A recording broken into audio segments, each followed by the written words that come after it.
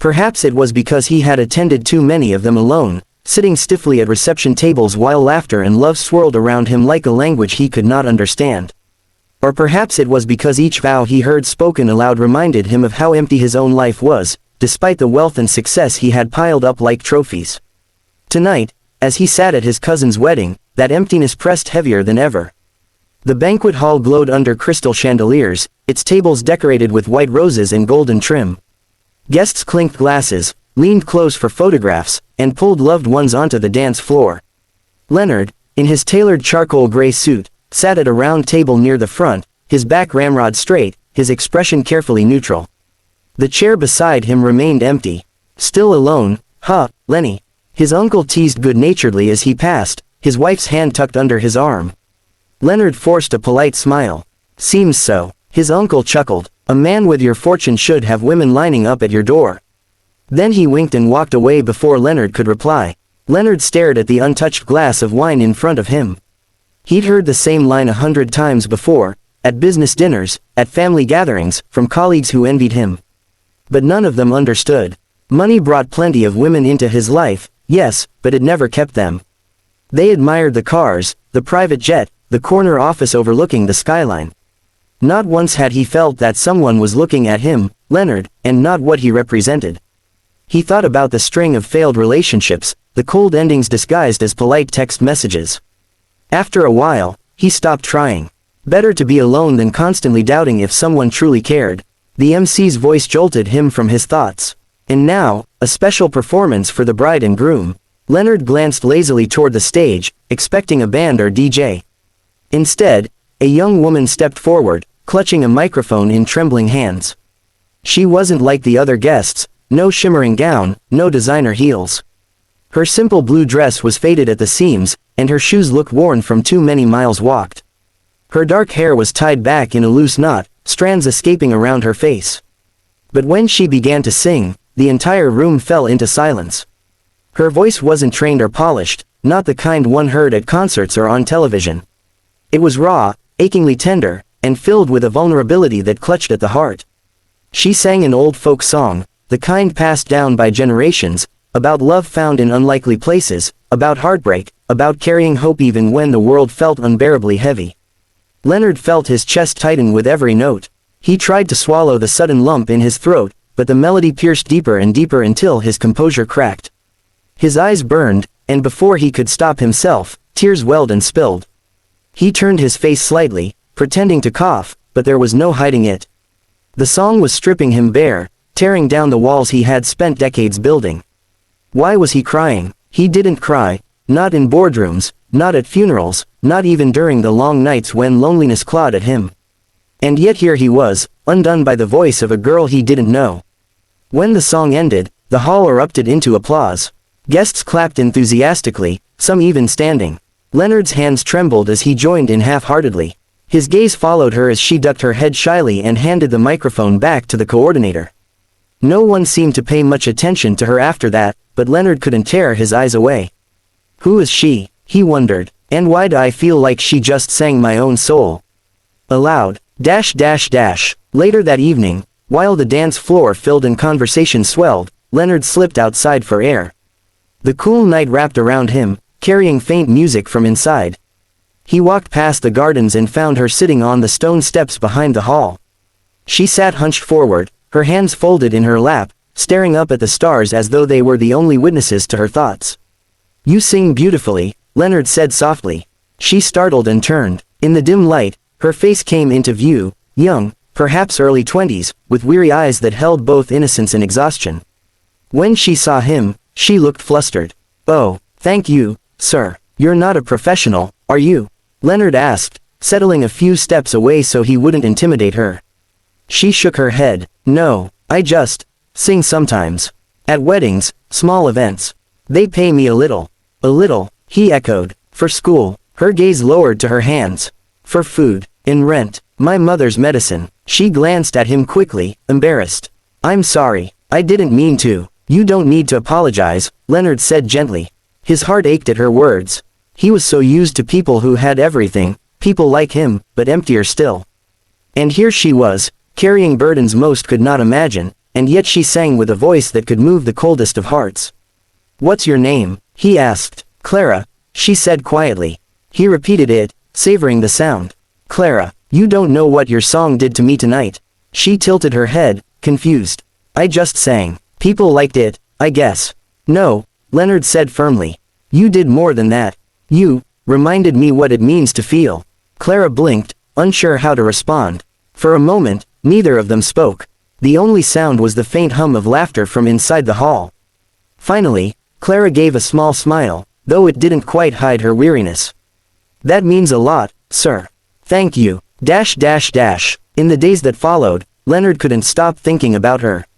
The memory of her voice haunted him, echoing in the quiet of his penthouse apartment, lingering in the silence of his office.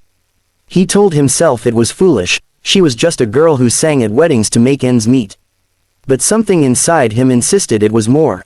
So he found her again. It wasn't hard, she occasionally performed at small local gatherings. Leonard attended discreetly, sitting in the back, watching as she sang for strangers who barely noticed her.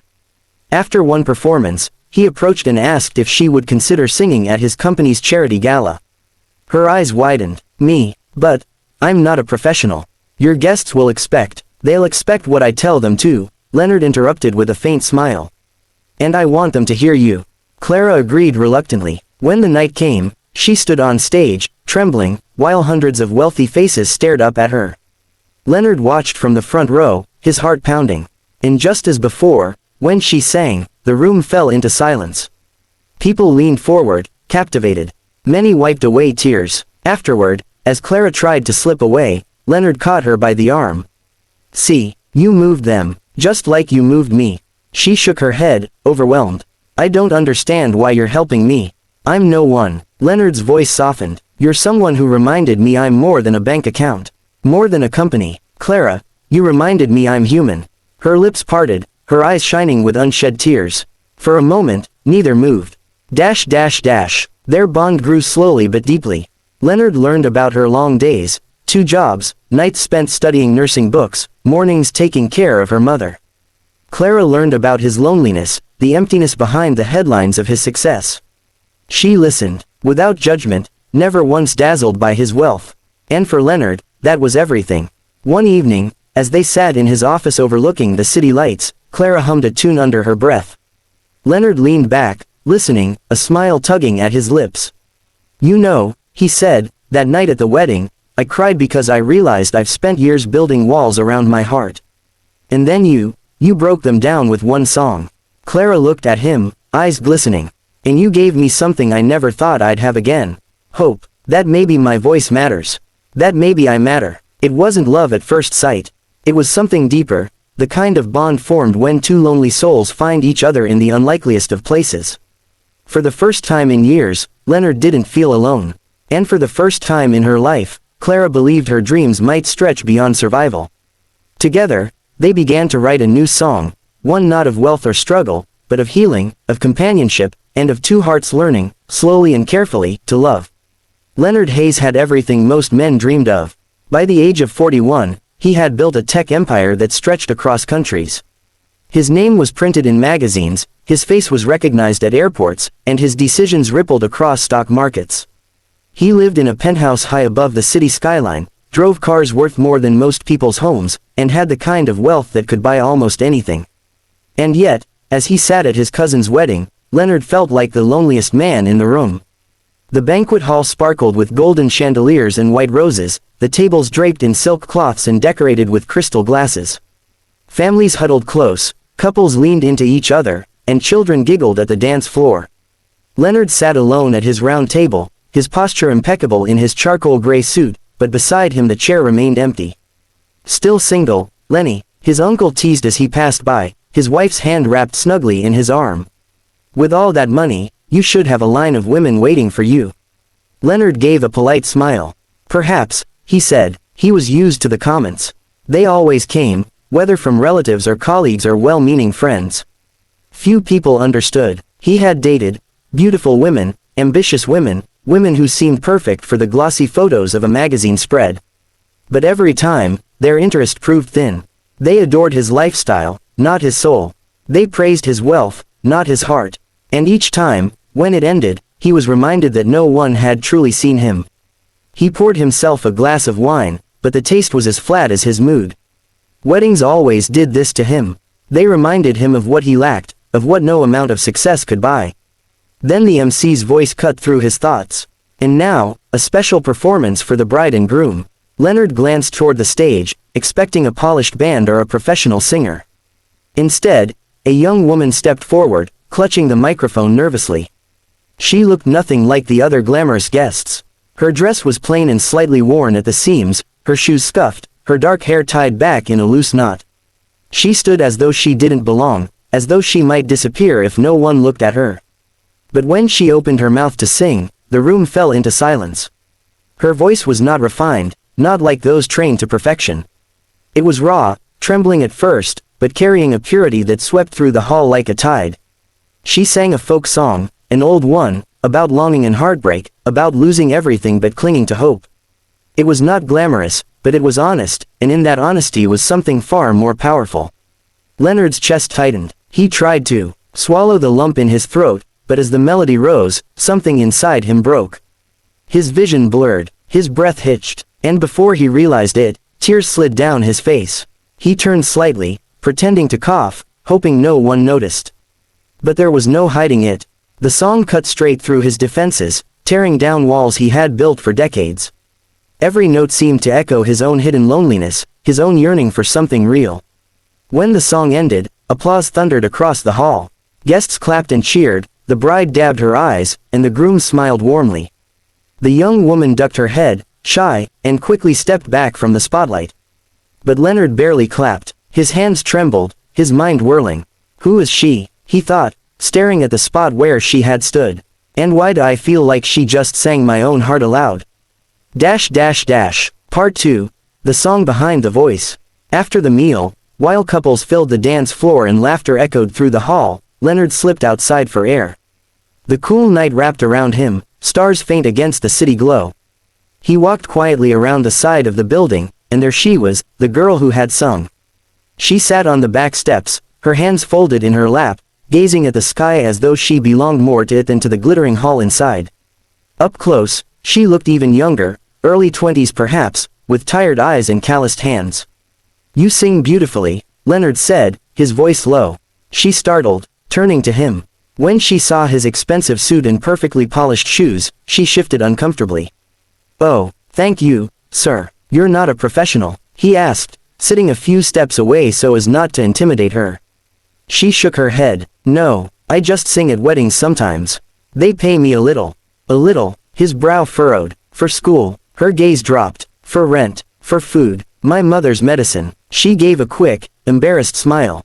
I'm sorry, I didn't mean to. Don't apologize, Leonard interrupted gently. Something in her words pierced him.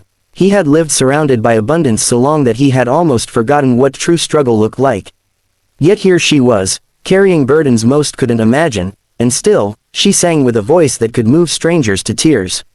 What's your name? He asked softly. Clara, she said. He repeated it, almost reverently. Clara, you don't know what your song did to me tonight.